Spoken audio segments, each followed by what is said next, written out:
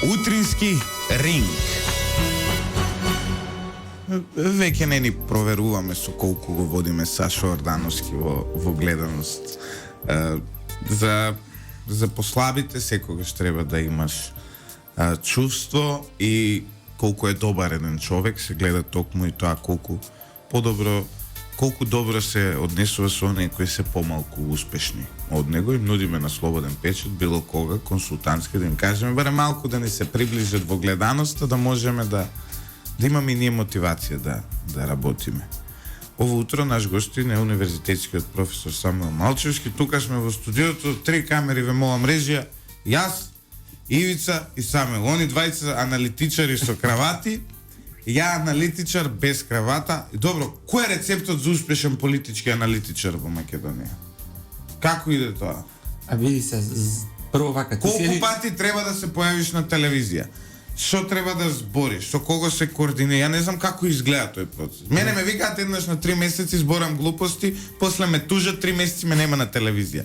Вие некако многу поми зачестивте. Ивица вчера беше на 21, ти беше на ова, како се вика? Само вистина. На Само вистина, па претходно беше на 24 вести редовно.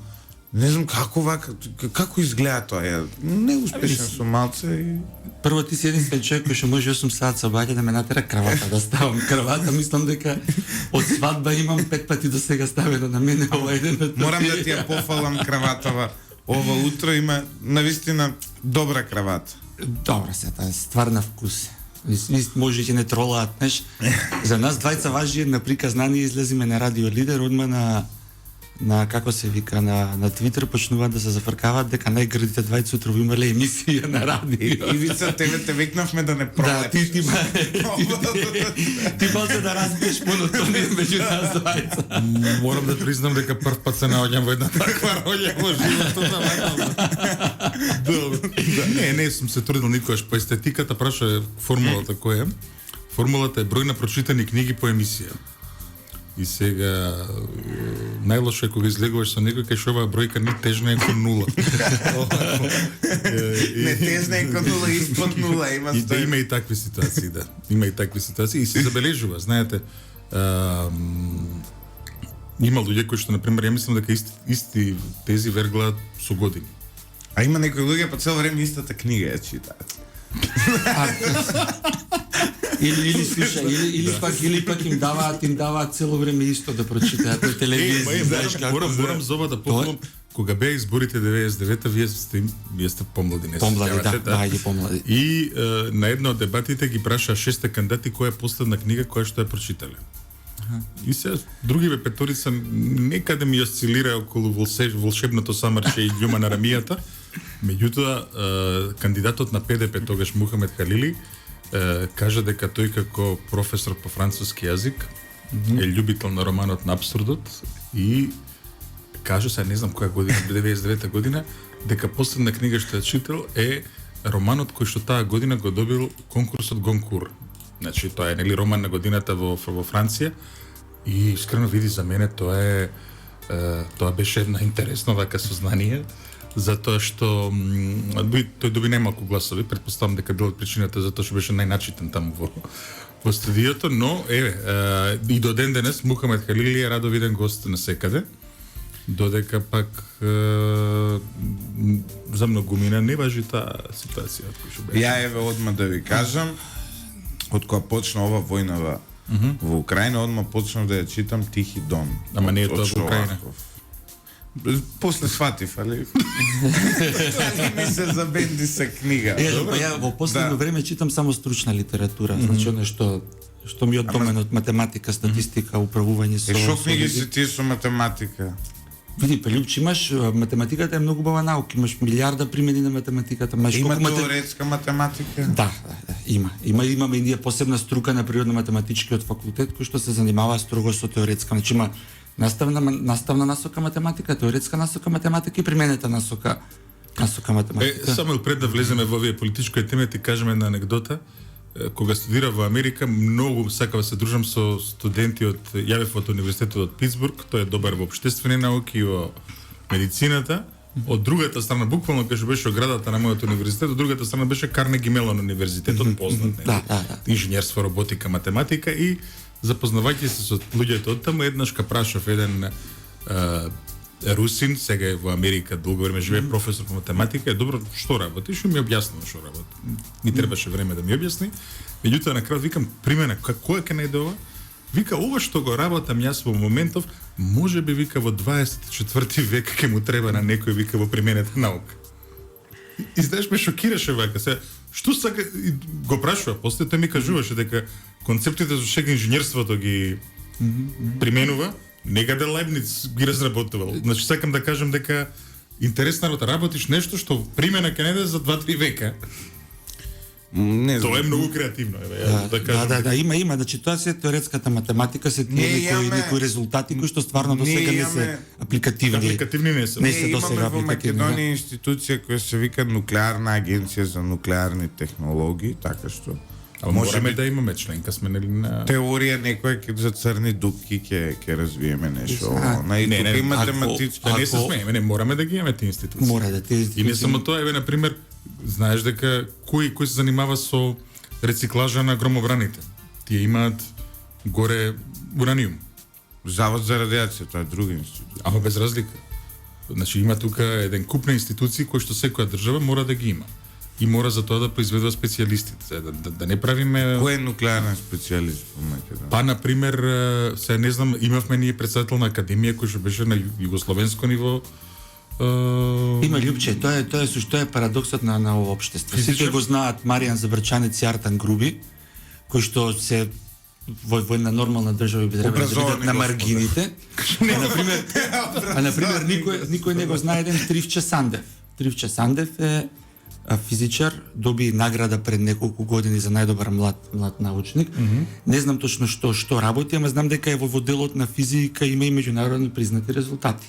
Пример имаме ние во делот на математика, таа теоретска математика што работат, Бојан Пранговски на Машинскиот факултет, Даниел Велинов од Градежниот факултет, Павел и Томи Димовски, браќата близнаци, едниот е на Технолошки, другиот е на Машински факултет, кои што се изворедни научници, кои што работи кои што во свет многу малце луѓе ги разбираат, не може да ги прочитаат, прво да се разбереме, не може да ги прочитаат, а камо ли да ги разберат, ама тие дечки се на маргината на едно вакво општество кој што сме ние. Нас не се битни Не, види, не е единствен залутан математичар во политиката, да не ги забораваме уште едни двајца браќа, Илири Халил Снопчек, што исто феноменални математичари. Кога сме кај математиката, никогаш нема да ја заборавам јавната кавга помеѓу двајца бизнисмени, од кои јас имам повисоко мислење за оној кој го кажува, далеку повисоко мислење како човек, господинот Механџиски, кога му кажа на брат му на Трифон Костовски, му вика, ти од математика знаеш само од земање. Нема боли пример за математика. Значи, ај сега одиме на теренот на математиката. Ама и зашто само од земање од математика? Пред да одиме ти ме врати 99 година. Знае и пресметка на проценти. Да, проценти добро. Проценти да пресмета и тоа е голема работа. Не врати 99 година, да те вратам 2008 година, нешто што Љупче не го знае и многу е малце познато на македонската јавност. Иначе Ивица како вице-премиер за евроинтеграција беше човекот кој што ги даде парите студентите да лобираат во Брисел за визната либерализација. Точно. Тоа е негде октомври 2008 година. Значи, оние акции што се правеа, протести во Брисел, студентите, караваните, протести во Скопје, трибините, што тоа беше се овозможено од Ивица. Тоа многу малце македонската јавност го знае. Не керивте нешто? Дури слушај, знаеш што е најголемиот парадокс? 19 декември 2009 година во Париз славеа визна либерализација, ниту Ивица беше повикан како поранешен вице-премиер, ниту јас бев повикан во таа делегација од околу 200 луѓе во Париз што беа на прошетка. Не види, значи целата акција ја водеа сите студентски здруженија без дискриминација. Значи немаше виза no way се викаше. Овие се вакви, овие се онакви, не знам, секој што посака да се вклучи беше вклучен и беше многу весело. И видов една прекрасна енергија, морам да кажам, и дека крива ми е што не успеавме дел од тие млади луѓе веднаш да ги насочиме кон Знаете, една јас се сеќавам, што кариера бил во... многу помлад, но се сеќавам на тие времиња, ги имам во мојата меморија и сега ќе бидам сериозен, а може би малку емотивен. Нема да се распечам. Но И се пушти некоја солза за гледаност сега. но тоа се времиња во кои во Македонија луѓето веруваа дека оваа земја може да успее. Сега е проблемот што тоа чувство паѓа. Не знам дали гледате колку помалку се луѓето организирани, колку помалку работилници има на универзитетите. Како сите млади луѓе што ги познавам, независно дали инженер, доктор, правник, економист, само гледаат начин како да излезат од овде. Многу е поддепресивно, многу е подтажно, а можеби и јас едноставно сум пораснал и мене ми е потешко, пошто више татко ми не ми издржава. Али у секој случај Не, Лупче, имаше нема енергија. поинакви намери имаше. Поинакви намери. Сега ти кажам зошто. Че целата приказна почна на плажа во Охрид, академикот Владо Серафимовски. Збориме за времето. Ме вика и ми ја кажува целата идеја. Јас од тука се враќам Скопје, ние почнавме тогаш No Visa, No Borders, Macedonian is part of Europe, тоа го препознаја сите други студентски организации како иницијатива, тоа прерасна во иницијатива Visa No Way. И ние практично со еден телефонски разговор добивме поддршка од тогашниот вице-премиер за евроинтеграција. Сега не верувам дека некој може да стигне до Марицич, поготово што последниве неколку дена упорно се крие околу цела ова лакрдија во Битола, но имаше честни намери. Последно е виден како јаде. Ние појдовме ке Боцевски Кевица тогаш на состанок, бевме примени, му ја презентиравме идејата и тоа значи едноставно се случи. Значи ја Мислам дека, знаеш, да не ги... тогаш имаше поистрени, пофер, почестни значи, намери. влеговме ние уште од тоа време на шарената револуција во една Депресија, не е депресија, анксиозност. знаеш, сега Ама лажни Лупче, лажни величини, лажни вредности. Најлесно е, најевтино, ајде сега, ништо не чини едно друго. Имаме ни една таква црта во националниот карактер. Меѓутоа, и тогаш е како што гледаме, а гарантирам и сега. Единствено не пробиваат во овој дел на јавноста каде што се дебатите. Сигурно има иницијативи каде што млади луѓе нешто прават. Тоа Еве, да. на пример, ке кажам, не млади, малце од мене се еве 10 на години помлади, околу Никола Стиков расте една интересна иницијатива Наука за сите. Тој ги врзува сега сите македонски научници излезени надвор и за прв пат Универзитетот Кирил и Методи направи едно специјално тело кое што сето тоа го координира. Значи, ја се сеќам уште од мојата генерација, но 3-4 такви работи пропаднаа од смисол затоа што не добија институционална поддршка. Те тера енергијата, меѓутоа после почнува реален живот, стапуваш во брак, дете, едно друго и сите се ладат од тие работи. Сакам да кажам дека не е, значи, ајде да се тргнеме од тие приказни веќе. Дека сите сакаат да бега, сите сакаат ова, сите сакаат она. Како да кажам, мене ме научи животот. Тие што беа во Македонија, еве, активни, формира институции, формира иницијативи, издружени и така натаму, кога заминаа, останаа активни. Тие што останаа активни. Тие што тука не беа активни и кога замина не беа активни и ништо не направија. Види тука еден момент може Лјупче е во право. Знаеш од кој аспект е вицот? Од аспект што секогаш на тие приказни се лепат, ја ги викам тие ефтини профитери. Е така е, се согласувам. Се лепат ефтини профитери кои што денеска на пример убаво се вдомија во владени институции. Точно. А луѓето кои што имаја искрени намери од тоа време, не можеме да му ги спориме намерите на луѓето до денес останаа да пишуваат на Facebook разочарани од тоа што е да кажеме една идеја пропаднала како што пропаднала ради тие ефтини профитери. Не можеме да му ја спориме, искрената намера кој што на пример кога доаѓав наваму ве слушав, ние не можеме да спориме дека во СДСМ има искрени луѓе и честни патриоти кои што им се гади оваа ситуација во Миле Зечевиќ, што туку ми го опишавте? Миле Зечевиќ. Добро. Пак е Не, оваа несериозност е од причини што утринава беше многу емотивен и растревожен. Емисијата ја отвори со солзи во очите затоа што завршува политичката кариера на Јани Макрадули. Се сеќаваш ли Јани? Чекај, стоп. Ама тоа е парадокс. Јани Макрадули го разрешува тој момент кога се договара да ги покачи платите во пошта без објаснување. Која е Да, ја имаше еден ден, не знам дали сте го фатиле тој момент. Чекај бе, ова е нов момент имам. Минатата недела, еден ден пошта штрajkуваше и имаше договор помеѓу раководството на пошта, излезе во јавност, дека линеарно по 3000, не знам како беше точно, ама се договорија дека ќе им ги покачуваат пратите линеарно, првото е 3000 и после на не знам колку временски период уште ќе им ги покачуваат платите во пошта. И се сеќавам дека излезе Макрадули и кажа дека 20 години платите во пошта не биле Ајде сега, мрднати. одиме со Држински. И 5 дена после тоа Јани Макрадули го раздобри. Добро, Јани ги покачи платите и отиде во историјата. Ама тоа е еден смешен парадокс. Замисли сега Ајде, одиме сериозно, ајде. поштарите кои ќе зборат у време на Јани како беше. Одиме сериозно, ајде пред прво една тема која што веќе вака бледне. Тоа е пописот. Пописот. Твари ти најболи се разбереш од цела држава во пописот. Чекај се. Тоа е малце прегрубо да кажеш најбоље се разбираш, се може сум вратиме- најекспониран во јавност. Да се али има вратиме луѓе кои на- што стварно разбира. Да одиме еве на темава. Самуил во законот пишува правична и рамномерна застапеност, која што се црпи од пописот. Од пописот, така е. И сега, ако гледаме бројките на државната администрација, испаѓа дека имаме премногу македонци во администрацијата, премногу албанци, премногу турци, премногу срби, оние кои што се подзастапени во администрацијата и што 2030 мора да го покачиме бројот, е графата етничка одбил да се изјасни. Одбил да се изјасни.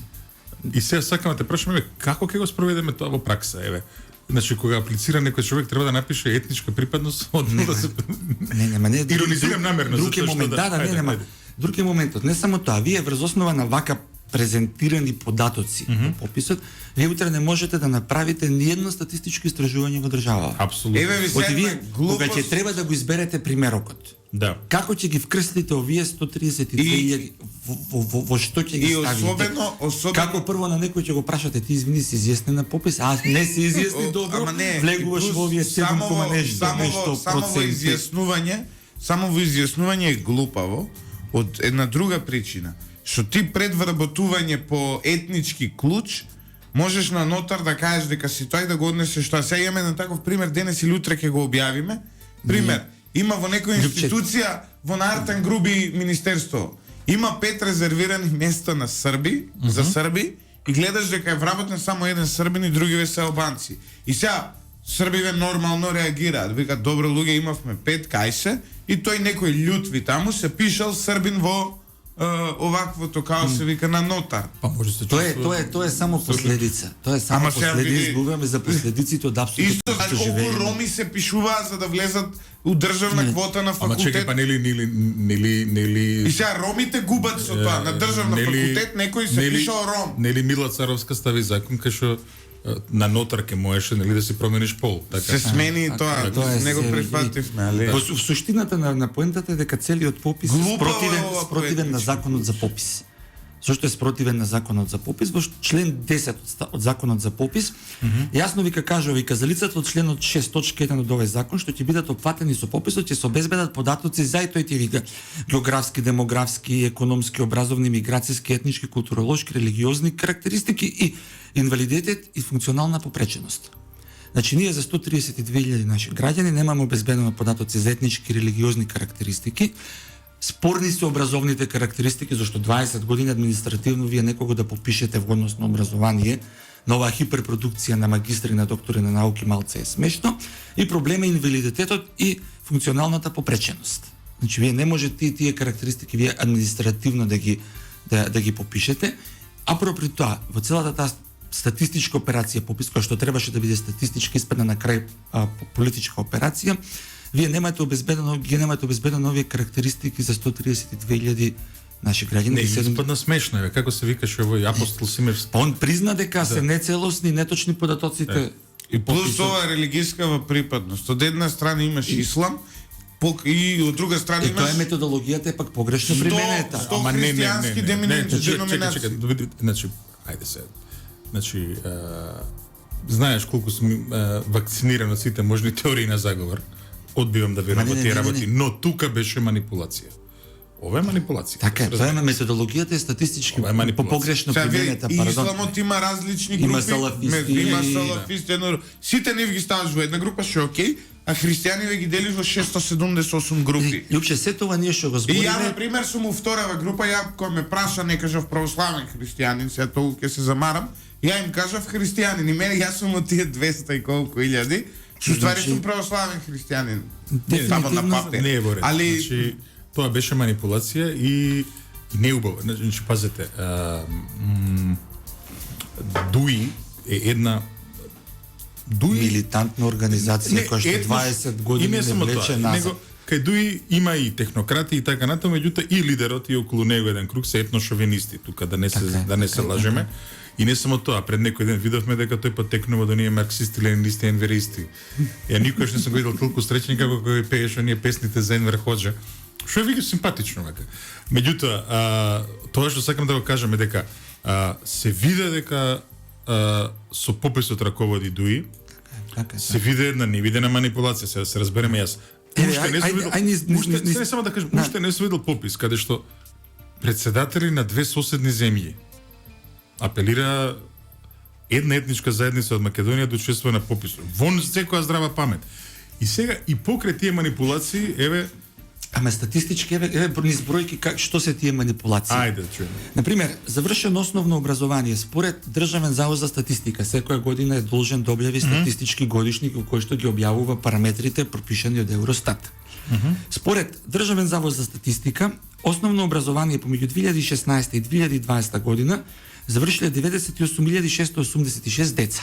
Добро. Сега тоа ако ќе го префрлиш на возраст, сега си ти е просечно на возраст од 16 до 20 години. Според попис, во овој момент помеѓу 16 и 20 години имаме 105.557 деца. 15.000 може Или дошле у меѓу или време. 6.871 дете повеќе. Тоа е Ама негде може се 5,14. вратиле у Македонија, Самуел. Ама основното Може- образование е задолжително по Ама закон. не Лјупче. може учел основно у Србија и дошол се, после ама дали- по подобра ама дали ти- плата чекай. во Скопје. Ама добро, ај сарказам овој дел. Например, средно образование во истиот период 2016-2020 завршиле 100.691 дете според статистички годишник. Во моментално според пописот, тие се на возраст негде 20 до 24 години, завршиле или попишани се 106.553 или 5.862 повеќе или 4,8% повеќе. И сега да го побијам сарказмот на Лјупче. Во 2016 година тие што завршиле осмо образование, осмо одделение, основно образование, девето одделение, пардон, во 2020 година завршуваат средно образование, значи 2016 завршуваат осмо, 2016 17 се прва, 17 18 се второва за слушателите и за гледачите, но 18 19 се трета, 19 20 се четврта, значи во мај 2020 завршуваат четврта година и таа бројка изнесува 16.380 или околу 500 и нешто деца помалце, што можеме ние да го правдаме дека народов се иселува, не се доселува кој што Добро. кажува. Значи ако во 2016 основно образование завршиле 16.884, во 2020 средно образование завршуваат 16.380. Ама може некои се откажале од средно или ги бутнале. Ама Година задолжително Ама средно година може образование и изгубиле основно. сега. Нема, таков пример нема. Како? Нема никој не Значи, падна тука. како според податоците имате една ваква ситуација која што вие може да ја правдате, значи има евидентно се намалува бројот. Јас мислам дека апостол Основно- Симевски се може да оправда. Ја поише Се може да не, оправда. Ја да ви кажам Еве на пример колку еден друг Извини, друг само група ќе те те прекинам. молам да зборуваме за бројки, тука ќе кажам сега. Да. добро. Живородени деца на возраст од 0 до 14 години. грешки. Значи имаме живородени деца од 0 до 14 години Да. според податоци на Државен завод за статистика. Колку се? Имаме 310.617. Добро. Во нултата година починуваат 2654, зборуваме за официјални податоци на Државен завод за статистика. Помеѓу 1 и 14 години починуваат 825 деца, или кој ќе ги одземеме бројките, доаѓаме од бројка 307.138 во овој момент домицијално присутни живородени деца, без ниедно да се исели од Добро. Република Македонија. Според попис, апостол Симовски ни вика дека имаме 311.347. Разликата е 4.209 деца. Па кај Што се? е 1,5% повеќе Тоа е има. странство. Кај се, од кај спадна Приштина. плюс повеќе овие Ама овие деца. Малчевски, извини. Ова се што кажуваш ти е трагично. Да, има поише они пишале деца, од што реално ние имаме други начини да знаеме колку деца Ама има. нема други начини да знаеме, Лјупче. Овие се Ова зборуваме за податоци од статистички годишник официјално публикувани. Имаме во попис во однос на децата и сега тоа кога ќе се мултиплицира за возрастни каде што баш и немаме метод вака како да направиме сигурно. Види се, значи ние зборуваме ова се генерации, еве на пример да и биде на јавноста. Мене потрагично ми е што не понавијат, како не понавијат. Во кој што на пример во овие генерации се раѓале во просек од 18.500 до 22.000 деца, визави генерациите пред пописот 2001, кога во просек се раѓале околу 32-33.000 деца во државава. Живородени деца преме глобет официјален. Че да замислите сега колку се тие бројки смешни. На пример, кој што е манипулацијата со македонскиот јазик, тоа што го зборувавме. На пример, ние ако земеме население според попис, 58,44% се изјасниле дека се македонци, или тоа е 1.073.299 наши граѓани се изјасниле дека се македонци, а македонски јазик како мајчин јазик го зборуваат 1.145.327, или разликата е 72.000. Значи каде исчезнаја луѓе во Северно Македонија. Во овој Инаку да не се Лјупче. Кога новаа бројка ќе ја додадеш како? Глупост. Ама не види. Стварно. Има еден момент. Кога новаа бројка, на пример, ќе ја додадеш бројката од оние мнозинството од оние 132.000. Доаѓате близу до бројката која што во јавност се лиферува дека се издадени државјанства на македонци, МВР која што ја кажа до оние 2,5 милиони негде од прилика. Се доаѓа близу до процентот на бројката на така се доаѓа близу до тој само едно прашање, да видиме. се екзактни бројки, ние не можеме во МВР има таа евиденција. Ја има таа евиденција. Само едно подпрашање во однос на јазиците.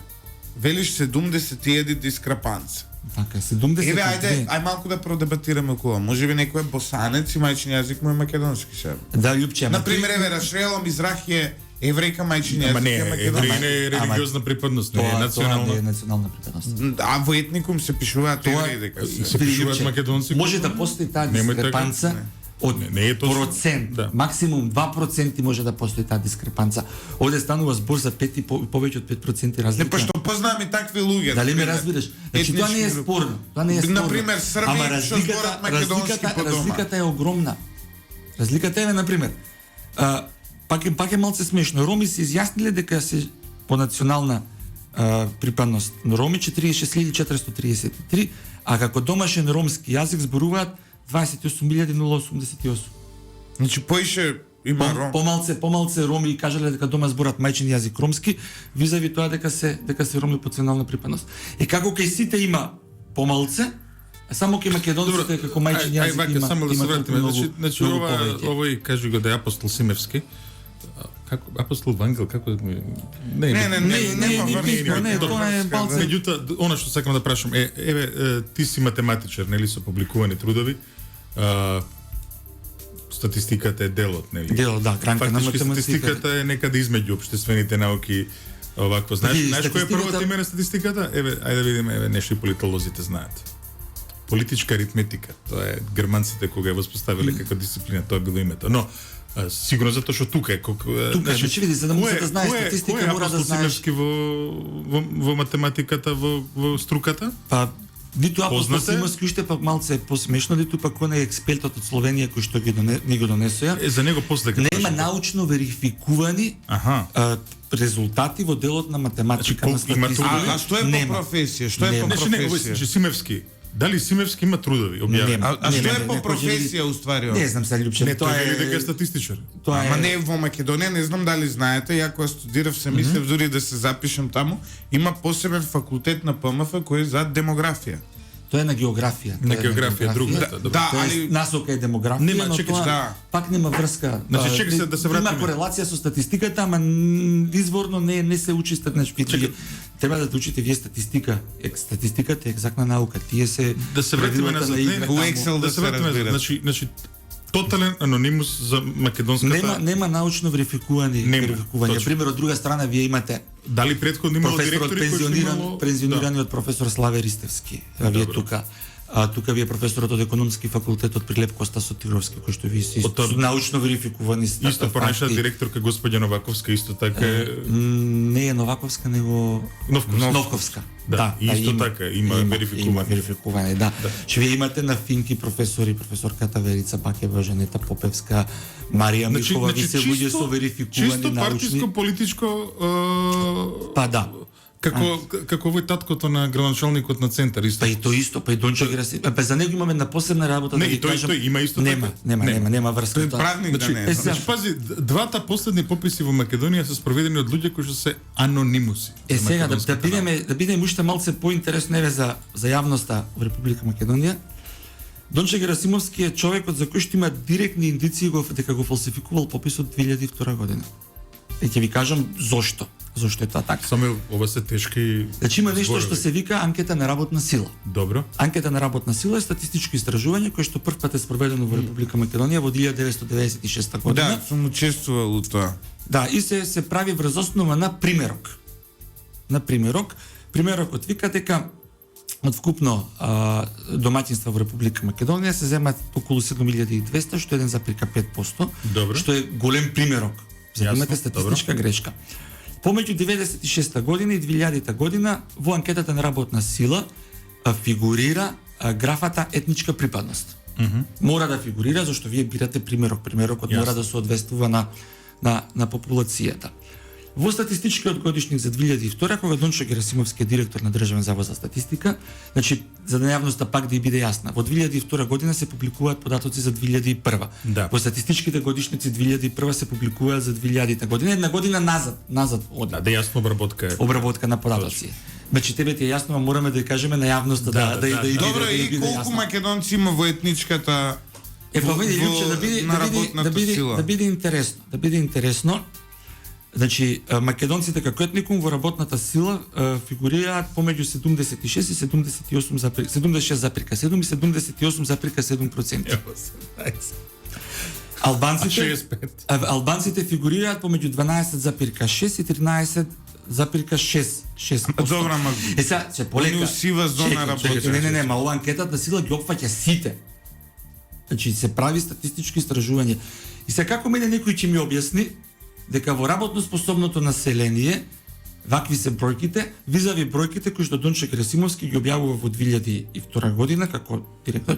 И тука треба да бидеме искрени, ние треба да кажеме дека како се Зоран презимето што беше претседател на комисијата за попис што се повлече, што се даде оставка. Да, добро, се сеќам, добро. Да. Добро. Сега, дискрепанцата во визави попис од 2002, македонците се минус 14,6% помалце, албанците се 12,04% повеќе, а од друга страна, на пример, разликата кај власите е 0,11%, што е во рамки на статистичка грешка. Јасно. Кај ромите е 1%, пак е во рамки на статистичка грешка. Кај турците е 1%, пак е во рамки на статистичка грешка.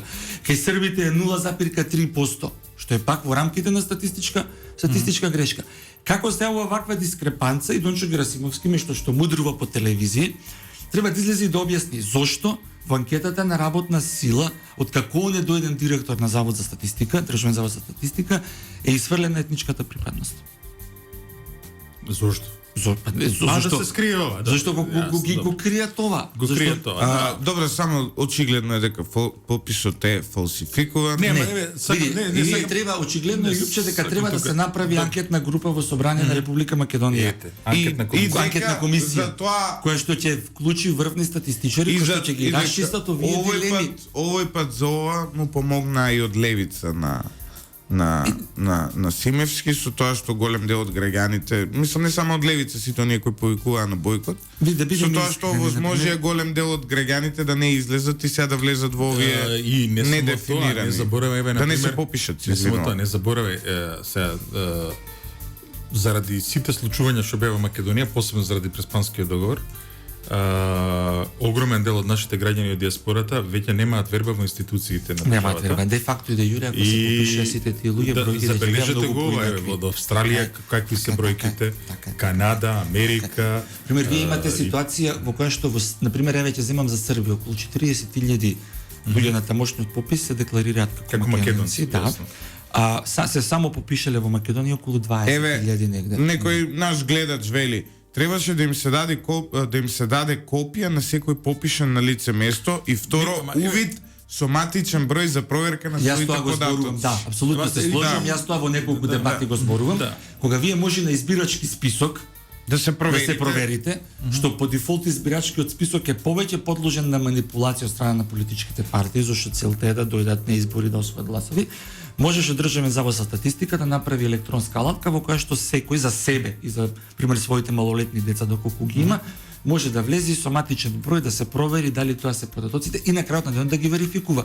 7 месеци они статистички ги обработуваја податоците, за на крај да добиеме вака смешни бројки. Ајде да се разбереме, значи не стануваше збор за попис, туку стануваше повторно за политичка операција. Мора да правиме разлика помеѓу стануваше политичка збор за операција. игра за моќ која што сега да бидеме искрени не успеа. Значи требаше да има над 30% албанци што така замислиле од ДУИ. Не му успеа Мелица, не може да има. Еве на пример, не, ама друго сакам да кажем, еве претпоставам дека еве и ние тројца можеме тоа да го кажеме. Никој во Македонија нема намера сега да руши рамковен договор, да одзема права и така натаму. Ама тоа е политичка игранка на дуи. Апсолутно, и се тоа согласувам. е приказната моќ. Да. Само ние колку сме. Игра на моќ. Пред да одиме на следните прашања, уште една ситуација, малце по малце. Ајде.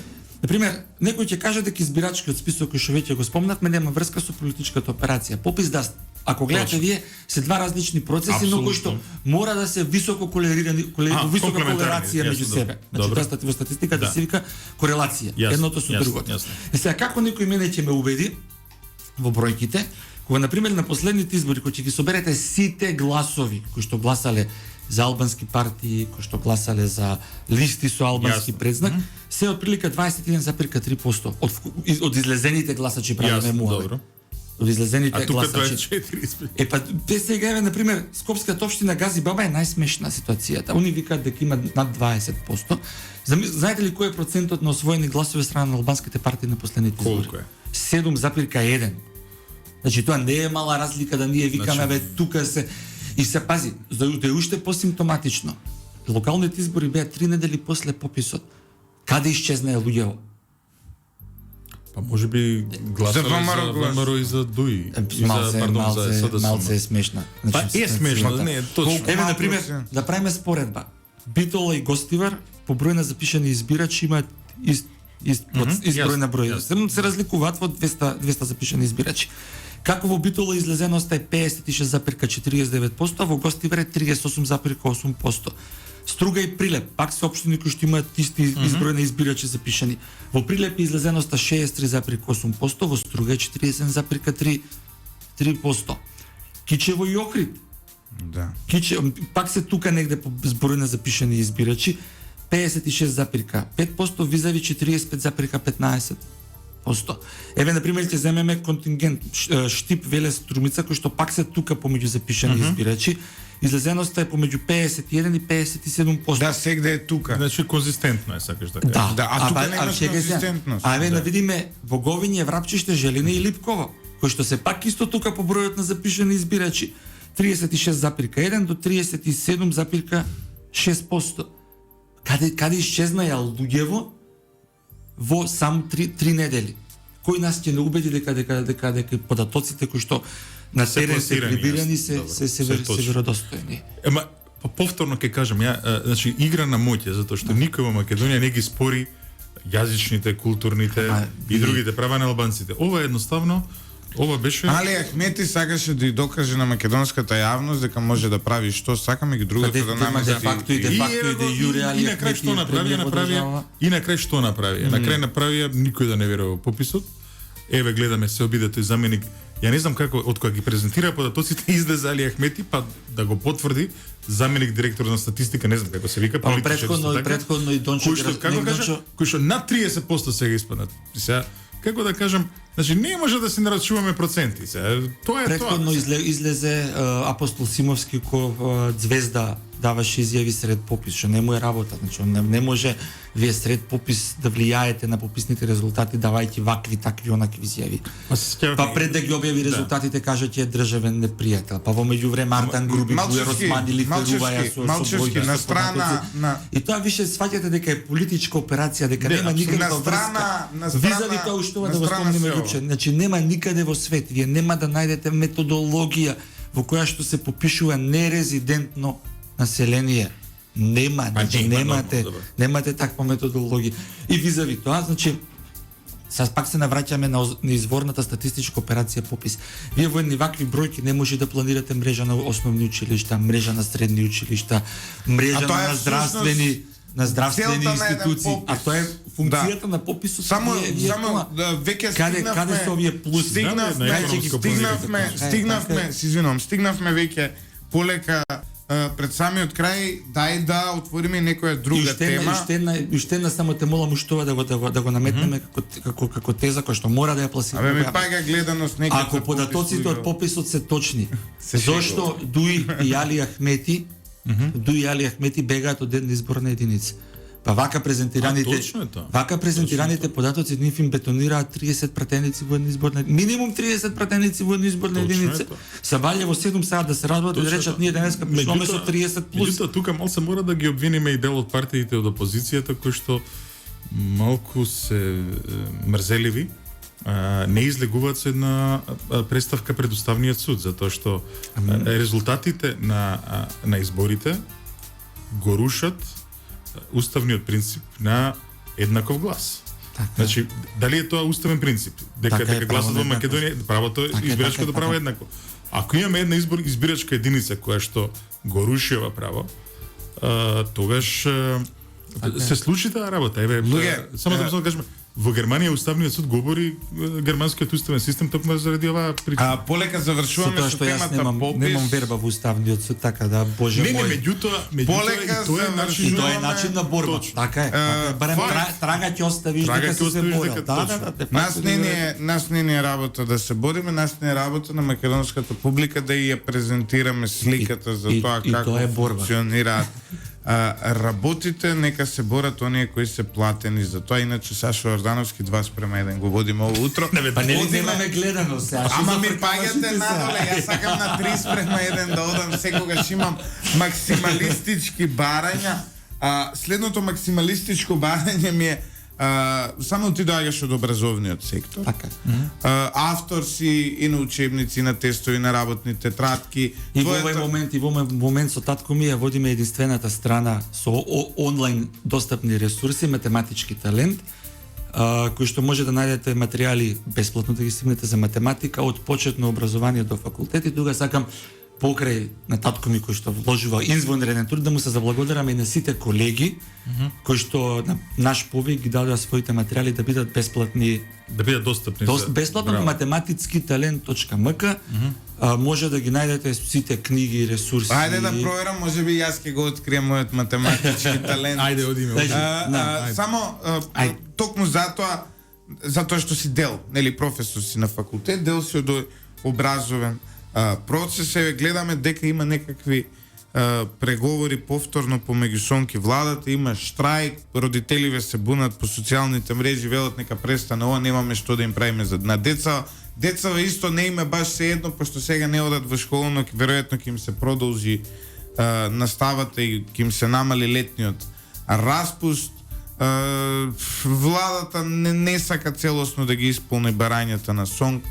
Што мислиш, како се развиваат овде настаните и што ќе биде, како ќе биде, може ли да очекуваме решение? Види вака, прво да расчистиме неколку работи.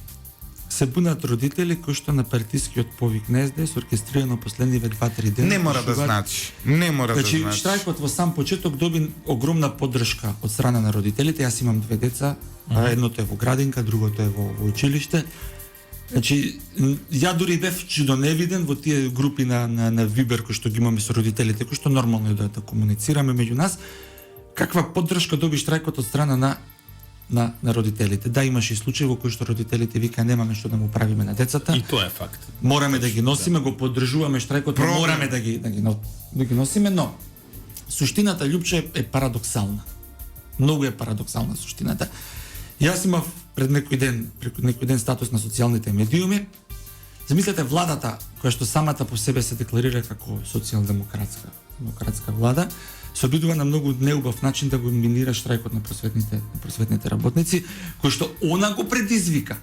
Да се разбереме, кога они излегува со памфлетот дека минималната плата ја направиле 18.000 денари, што е политичка одлука, нема никаква економска логика во таа ситуација, требаше да биде свесна дека тоа ќе има буџетски и фискални импликации. Дека вие имате колективни договори, закони, се. И се Лјупче, да те прашам јас тебе.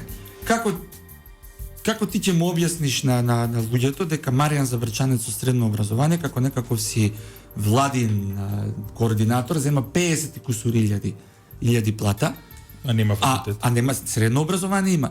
А жената која што се грижи и заедно со мене го воспитува моето дете, му менува пелени, го храни, го рани, зема 16.000 плата. Како Нула Исмаиловска Старова, која што лажеше дека е доктор, дека има дипломирано на медицина. Ама тоа е кривично дело, не одговараше за тоа. Не одговараше. Па после тоа отиде кај Нинослав Марина на квази универзитетот во Охрид да земе диплома преку ноќ, сега е IT инженер. Како национален координатор за евроинтеграција и регионален развој зема преку 50.000 плата, а наставничката на моето дете зема 22.000 плата. Кој што паралелно со мене го школува и го воспитува моето дете.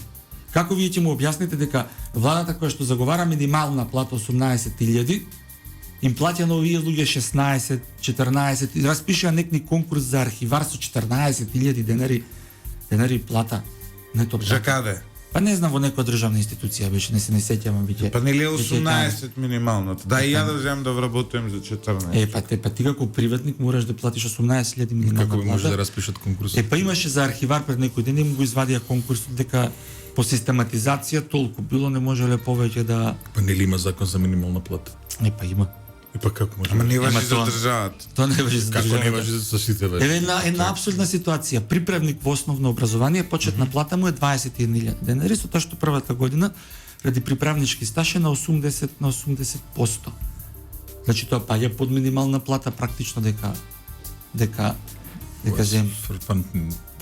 И сега како вие на некого ќе му речете да студира математика, физика, хемија, биологија, кога гледа дека некој како квази експерт за нешто како Нула Исмаиловска Старова и Бог те пита колку ги има такви, тоа се јавно промовирани, што ги знаеме, кизне колку такви нише врата земај плата, партиски ботови. Да, но едно прашање. Како вие ќе му кажете дека 30 колку беа рамковни вработувања седат дома, не земаат плата, не работат ништо, голем дел од нив ја верувам дека не се присутни во државата ги плаќа, а вие на колегите во основно и во средно образование мизерно ги плаќате. Пазите, тие се луѓе кои што во пандемија дома си плаќа интернет, од дома држеа настава, користеа своји лаптопи, своји компјутери користеа во интерес на наставата.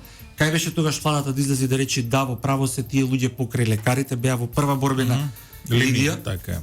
Ние сме должни да му се одолжиме на тие луѓе. Нема да прашам, каде е солидарноста на универзитетот? Тоа е едно прашање кое што многу мене го поставува. Професор универзитет, професор на приватен универзитет кој што во континуитет дава поддршка. Нема вербална солидарност е една работа. Еве да речеме најголемиот дел од нас е кадар на УКИМ, така. Каде УКИМ тука да излезе, ама не со вербална поддршка, туку со реална поддршка. Јас некни имав.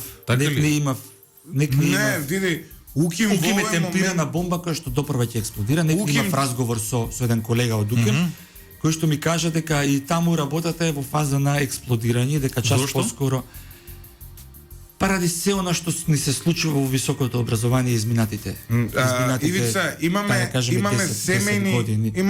семејни пријатели кои нели се дел од науката. Сега, да бидеш доцент на електротехнички факултет на ФЕИТ, што е еден од најтешките факултети у Македонија, кој работиш у приватен сектор, добар ден и 1 евро плата ти дава. Значи ако имаш електро во Македонија. Добро. Да бидеш доцент. Значи доцент е доктор на науки кој држи предмет, така. Да. Не редовен, туку доцент. Да. Да бидеш доцент. на електротехнички факултет, платата ти е негде 32-3 денари. Не, платата така, да биде јас бидејќи потекнувам, Да, платата ајде, државата која што ја изделува е 28.000 денари. Добро. За За доцент, 31 или 32.000 е за вонреден професор, 34.000 е, кажа, добро. 36 е за редовен професор. Се друго плюс е од факултетот од собствени средства дава како додаток на плата на своите Чекам, професори. овој концепт мора да дека малку ми е чу. Како може државен универзитет да има собствени средства? Малку е. Е па од котизација од студенти. Од државни нели квоти. бесплатно студирање? Не, Не, од 200 и 400 евра. од Државна приватни квота ти е 200 евра и али не, и приватна квота ти плюс е на 400. котизациите имаат и све. Но еви, Да, и тоа е 40.000 денари. Парадоксот е тоа. И 50.000 денари за доцент на електрофакултет се малку. Ако ти предаваш се согласам со- Ама за сега тоа ако што ние ја направиме затоа што- паралелата, Ја им се основен- чудам на луѓе, викам па што градат овие академска кариера, значи идеш у било која компанија што се бави од тој сектор, добар ден и 1000 евра плата имаш, како да ви Ама обяснам? па на ПМФ е уште покатастрофална ситуацијата, ти е помал бројот на студенти, интересот опаѓа за природна математика. Исто, да, да.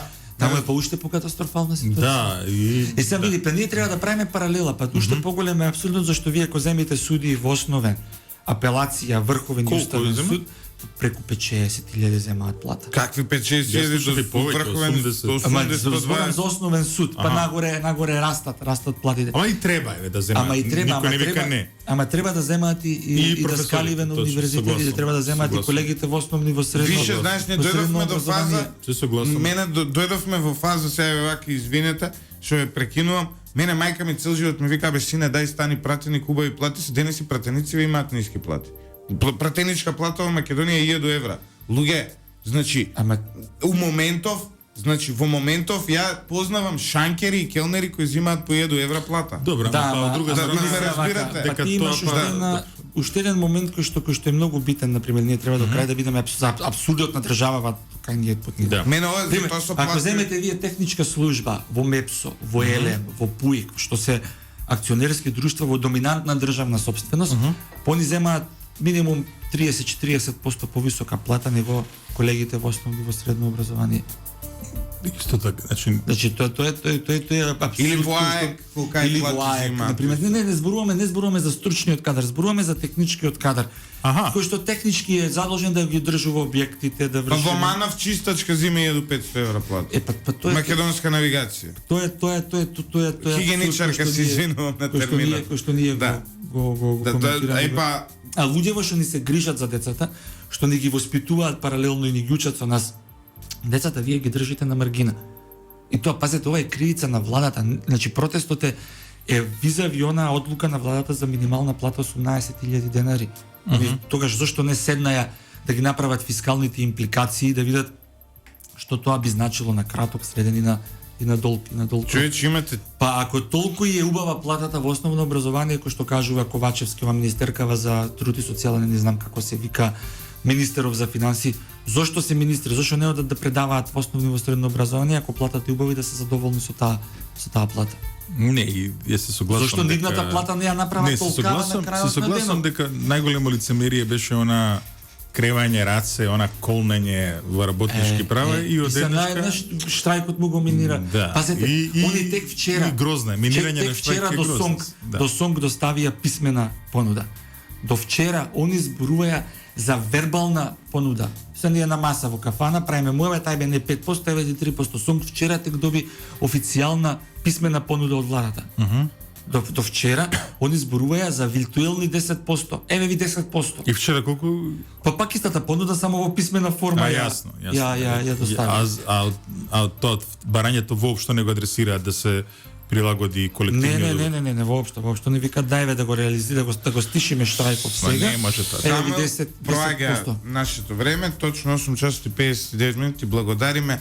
Гледаш, толку убаво излезе емисијава што многу работи не се ни договаравме ние што да зборуваме. а не ни кажавме многу работи. А всушност најдобри емисии се оние во кои многу работи ќе останат некажани и можеби е најдобро да останат некажани. Сада ни дојде повторно гостинот меѓу другото.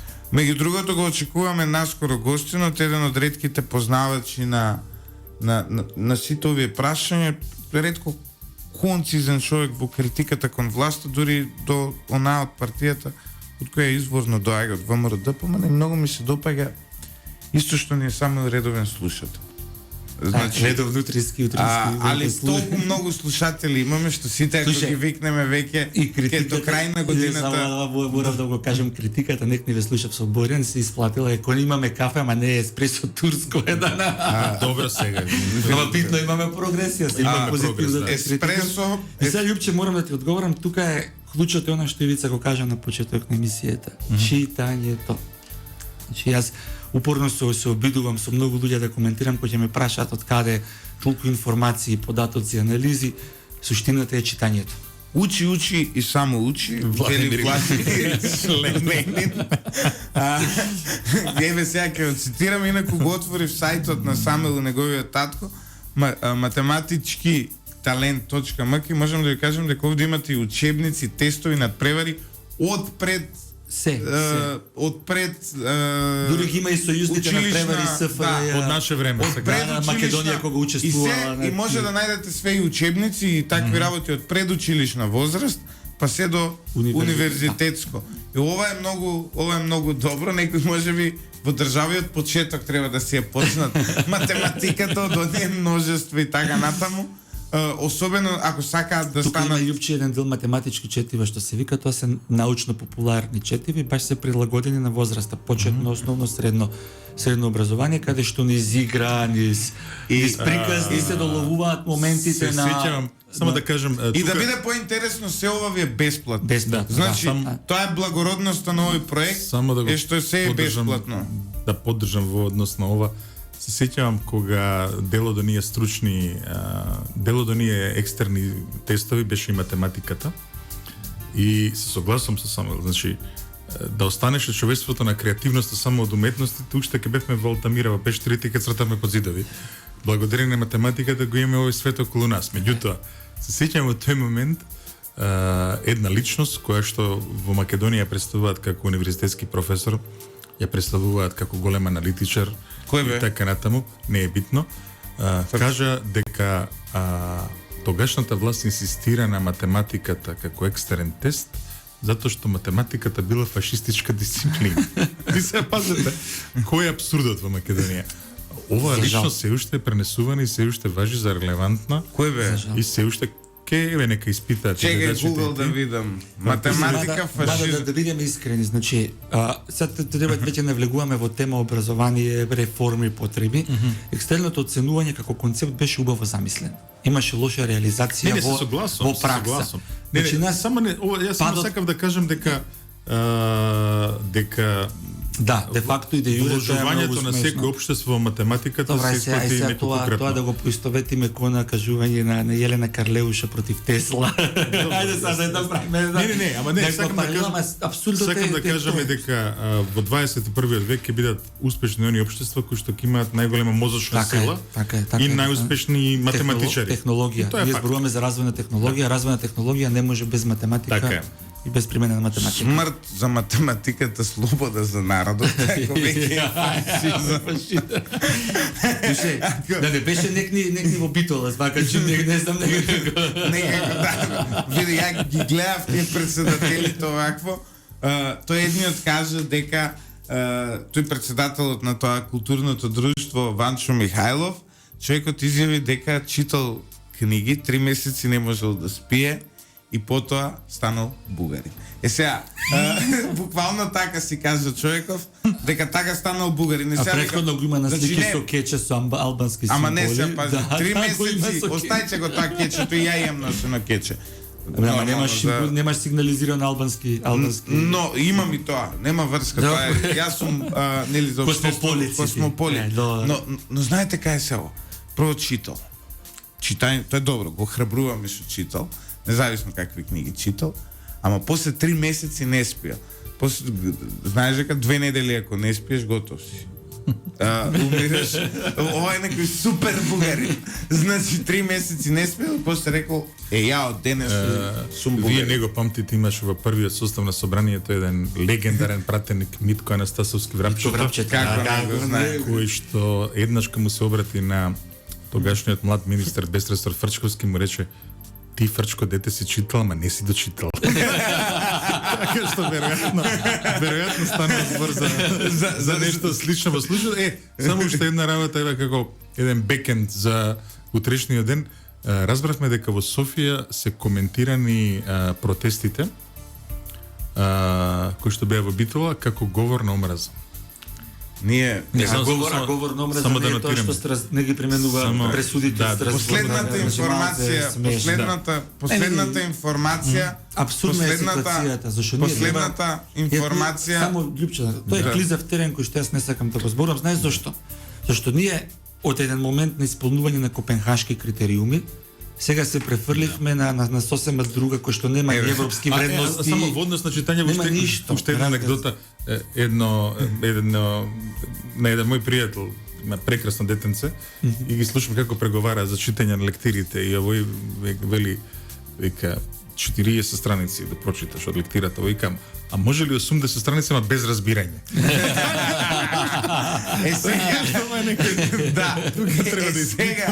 Сега последната информација од Србо-комунистичкиот културен клуб во кој јас членувам е дека Вучич се спрема да дојде во Македонија со 6 шлепери со зејтин, 7 шлепери со масло и неколку цистерни со гориво да ја спасува Македонија, а се подготвува пречек во кој на тие што ќе бидат дел од целиот ангажман им се наложува да фрлаат цвеќе по него. А да прашам ке твојава иницијатива за да излезе во пресите штрајкот на наставниците Вучич до каде стигне? Вучич во моментов се преговара Вучич да им ги зголеми платите на нашите наставници и веројатно срамота. Значи ние знаеш што се доведовме во ситуација да се радуваме дека Вучич победил во Србија и ќе имаме брашно, пченица, масло, треба среќни да сме. Па победе овие други ќе крадат кон нашите. Истовремено министерот за локална самоуправа Горан Милевски го навредуваше дека тој самиот се понудил. Горан Милевски не ќе. Нема земи. Тоа више да друга. Земи без срамота, кажи му рекол. Да се доведовме во ситуација да не водат луѓе без професија, без морал, без етика и тоа е тоа. Значи ние да го прашаш истиот тој Горан Милевски кој што го спомнавме сега, што си ти момче младо по професија, ако знае да ти одговори што е по професија, дали е математичар? Не, како Не бе професор по математика. како професор по математика. Или негде професор беше таму средно, само не знам што. Така не. Тоа е поентата што човекот мора сега да ја одработува и да работи, зашто утре треба да се врати да работи нешто што не го развива. Што има лошо во тоа? Ке се врати во една прекрасна професија? И што има лошо? И што од сето тоа? Прашање дали он ужива во тоа што го работи. Прашајте ги полуотворениве министри не знаат што се по професија. Слушатели, завршуваме, мора да завршиме овде. Почитувани слушатели, математика е единствен предмет по кој сум имал кец. Имаш страна сега, почни си од почетно образование. Годината го поправив и кецот стана 4. Поздрав по мојот професор по математика од основно, кој беше навистина извонреден професор, иако имаше и прачка. Денес е 24.2022 година, јас сум Љупчо Златев, главен и одговорен уредник на радио Лидер, кој ја реализира оваа емисија, чии автори сме исто така јас и Ивица Боцевски. Техничката реализација на Горан Лазаровски, Димитар Митровски. Останете со нас, следува добра музика, ние го испивме турското кафе, сега може и навистина еспресо да се